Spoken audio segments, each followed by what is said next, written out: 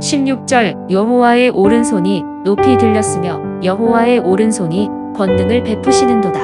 18절 여호와께서 나를 신이 경책하셨어도 죽음에는 넘기지 아니하셨도다. 어느 날 제가 지하철을 타고 가다가 한 청년을 보았습니다. 그 청년은 휠체어를 타고 있었는데 지하철역의 엘리베이터가 고장나서 난감한 상황에 처해 있었습니다. 많은 사람들이 그저 지나쳐갔지만 한 영무원이 다가와서 청년의 휠체어 전용 엘리베이터를 친절하게 운행해주고 끝까지 도와 안전하게 모시는 모습을 보았습니다. 도움을 받은 그 청년의 얼굴에 피어난 안도의 미소가 아직도 기억이 납니다. 때로는 우리의 삶도 이와 같지 않습니까? 우리가 혼자서는 도저히 헤쳐나올 수 없는 상황에 처했을 때에 누군가의 도움의 손길이 절실히 필요합니다. 사랑하는 성도 여러분, 지난 날들을 돌아보면 우리 각자에게 기쁨도 있었고 때로는 힘든 순간도 있었을 것입니다. 마치 그 청년처럼 우리도 혼자서는 감당하기 어려운 상황들을 만났을 것입니다. 하지만 우리가 새벽 그리고 주일에 함께 모여서 우리가 하나님께 예배드릴 수 있다는 것은 바로 하나님께서 우리의 구원자가 되어주시기 때문에, 우리의 도움이 되어주시기 때문입니다. 오늘 본문의 시편 기자는 여호와는 나의 능력과 찬송이시요 또 나의 구원이 되셨다고 고백합니다. 이 고백이 특별한 이유가 무엇일까요? 그것은 이 고백이 단순한 감정의 표현이 아니라 실제 경험에서 나오는 진실한 고백이기 때문입니다. 우리는 살면서 수많은 두려움과 마주하게 됩니다. 내일의 일을 걱정하고 지금의 어려움을 이겨낼 수 있을까 고민도 합니다. 시편 저자도 전쟁이라는 극한의 상황에서 두려움과 싸워야 했습니다. 하지만 그는 여호와의 손이 권능을 베푸시는 것을 경험했습니다. 그래서 16절 같이 고백하죠. 여호와의 오른손이 높이 들렸으며 여호와의 오른손이 권능을 베푸시는도다. 여호와의 오른손이 높이 들렸을 때에 대적의 무기는 아무런 소용이 없었습니다. 마치 거대한 골리앗 앞에 선 다윗처럼 시편 저자는 하나님의 능력을 의지했고 승리를 경험했습니다. 그래서 의인들의 장막에는 기쁜 소리가 가득했다는 거죠. 이것은 단순한 승리의 함성이 아닙니다. 하나님의 능력을 경험한 자들의 깊은 감사와 찬양이죠. 오늘 우리도 마찬가지입니다. 삶의 크고 작은 전쟁터에서 우리는 하나님의 능력을 경험할 수가 있습니다. 그분은 우리의 두려움을 기쁨으로, 절망을 소망으로 바꾸어 주시는 분이십니다. 아이들이 자랄 때 겪는 성장통처럼 우리의 신앙도 성장하는 과정에서 아픔을 겪습니다. 시편 저자는 이 고난이 자신을 죽이기 위한 것이 아니라 살리기 위한 것임을 깨달았습니다. 그래서 시인은 자신의 깨달음을 18절과 같이 고백하죠. 여호와께서 나를 심히 경책하셨어도 죽음에는 넘기지 아니하셨도다.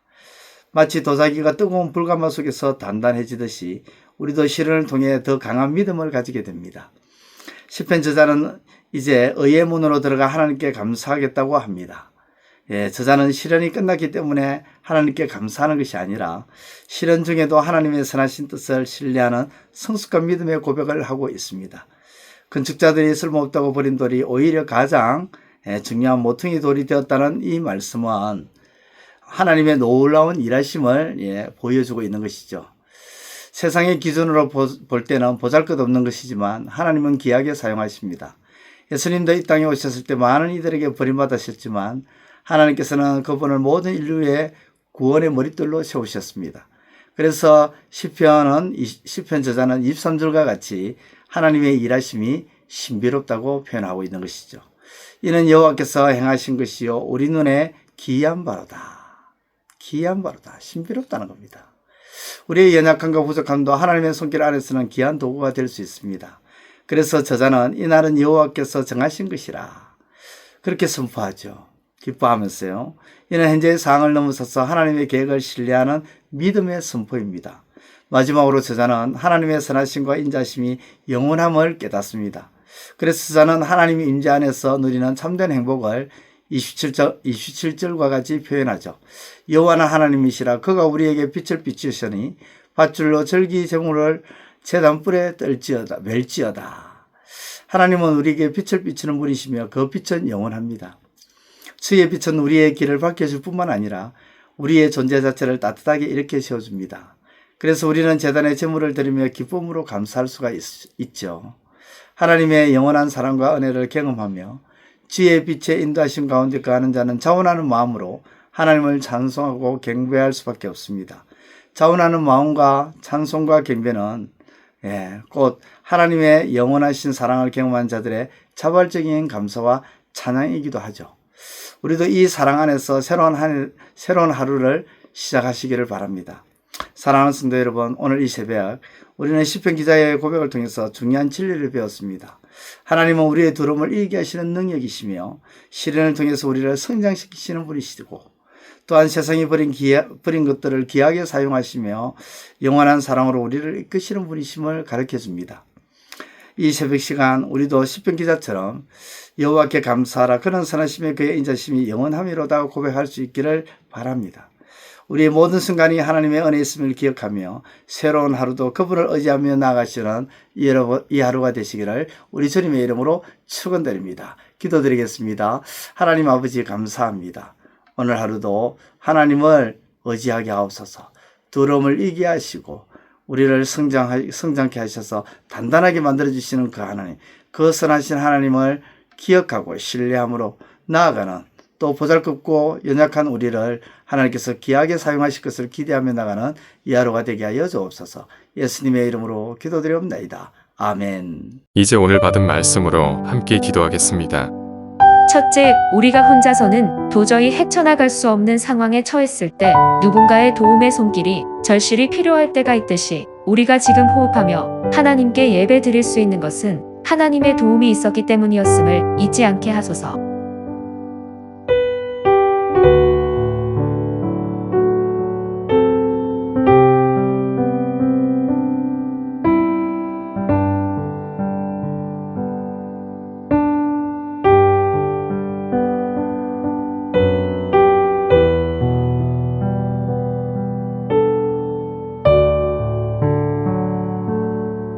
둘째, 우리는 살면서 수많은 두려움을 맞이하면서 걱정하고 고민하지만 다윗은 골리앗이라는 두려움 앞에서 하나님을 의지함으로 승리했던 것을 기억하며 우리도 하나님을 의지함으로 승리하는 삶이 되게 하소서.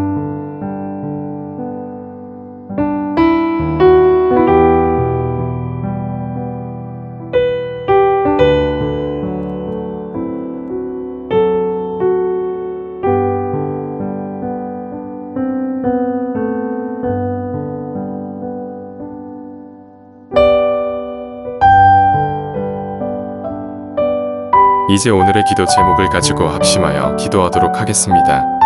첫 번째, 하나님, 마치 도자기가 뜨거운 불가마 속에서 단단해지듯이 우리도 시련을 통해 더 강한 믿음으로 세워지는 줄을 알고 시련의 아픔과 고통과 괴로움에 대해 한탄하기보다는 시련을 통해 더 성장하고 더 강해지는 줄을 깨닫게 하소서.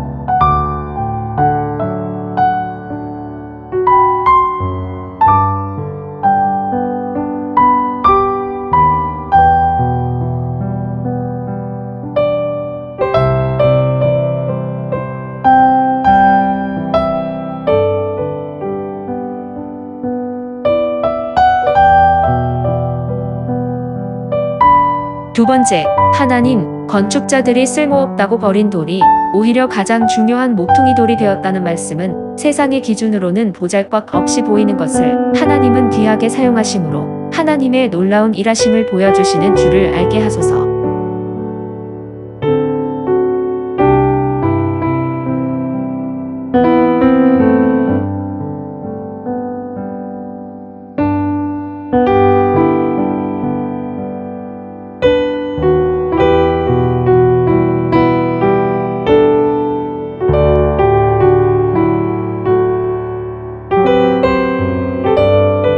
세 번째, 하나님을 두려움을 이기게 하시고 시련을 통해 성장시키시며 보잘것없는 것도 귀하게 사용하시는 하나님이심을 매 순간마다 기억하며 하나님을 믿음으로 나아가게 하소서.